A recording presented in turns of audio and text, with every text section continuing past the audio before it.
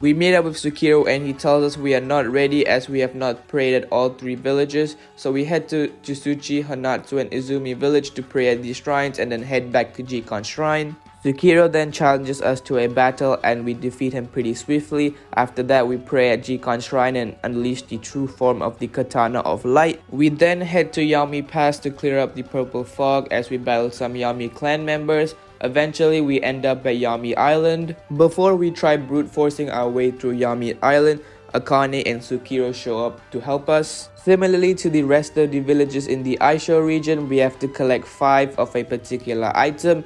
In the Tetsuchi village, we collected 5 Tetsuchi leaves. In the Hanatsu village, we collected 5 Hanatsu leaves. And in the Izumi village, we collected 5 Izumi leaves. Instead of collecting 5 leaves, however, in the Yami Island, we have to collect 5 AKUI keys, which we do so. After getting all 5 keys, we enter the AKUI clan tower, where we find out we can't go up because we need the katana style to quell the fires. So we end up going down into the basement where we find our father, the royal samurai, trapped in his cage. We also find Akane's Darumaka, which is evolved into a Darmanitan.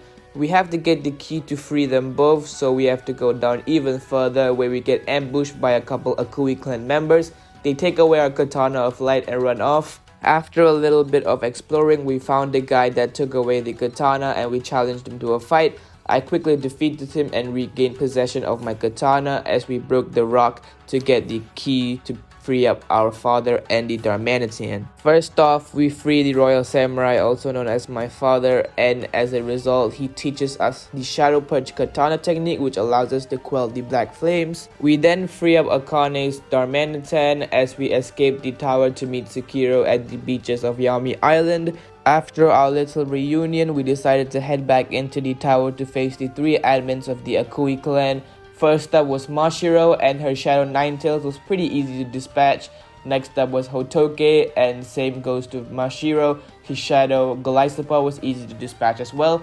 Kuro was another story, however, as his Shadow Hydreigon was really difficult to deal with, but after a couple of sacrifices, the Hydreigon finally went down. We finally reached the top of the tower where we meet the leader of the AKUI clan.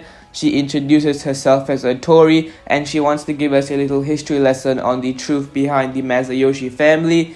She explains that before the Masayoshi family, it was the Nami family that ruled over the Aisho region. She was also part of the Nami family and worked as a servant. Despite being part of the family, she was treated really harshly and would often be noted as the shame of the family. One day, she found out that the Nami family were actually guilty of performing illegal experiments on Pokemon hearts.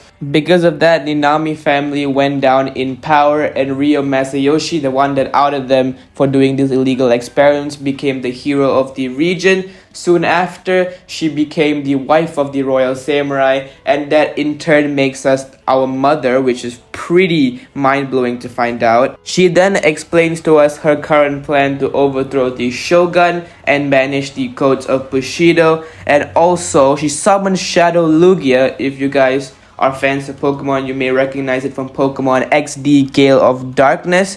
But she flees to Hagane City where the shogun resides, and we quickly meet up with Akane, Ryo, and Sukiro to form up a plan. With that, we enter chapter 6, the final plan. We enter Hagane City where we see it is flooded by AKUI clan members. We quickly have a double battle with Tetsuchi with more AKUI clan members, and we also see the major clan leaders fighting off the AKUI clan admins. We finally make it to the top of the Shogun Tower where we have to battle Hattori and defeat her to make her come back to her senses. I initiate the Hattori battle as I lead with my Pangoro while she leads with her Shadow Lugia. It quickly puts me to sleep as she takes down my Pangoro. I switch into my Galisabot and find out it's actually Illusion Zoroark. I take down the Zoroark and the Lycanroc to get the double kill. I switch into my Sceptile as my Galisabot is weakened into the Mimikyu and quickly take it down. After a couple back and forth, it takes itself down due to Life Orb damage, but Sceptile also goes down as well. I switch in Toxtricity for the Lapras, but Lapras takes down the Toxtricity. Reuniclus gets the kill while it goes down. Our Gliscor comes in to take down the Lurantis, and now it is only the Lugia left. I max revive the Sceptile, and with a Leaf Storm, the Shadow Lugia finally goes down. With that, the AKUI clan's reign of terror has come to an end. Hattori herself, however, still cannot grasp the fact that she lost, so she decides to attack us in real life. Thankfully, the Swords of Justice show up and she kinda gets into a trance where she speaks to her former self. She found out that she was actually really happy before she became the leader of the AKUI clan.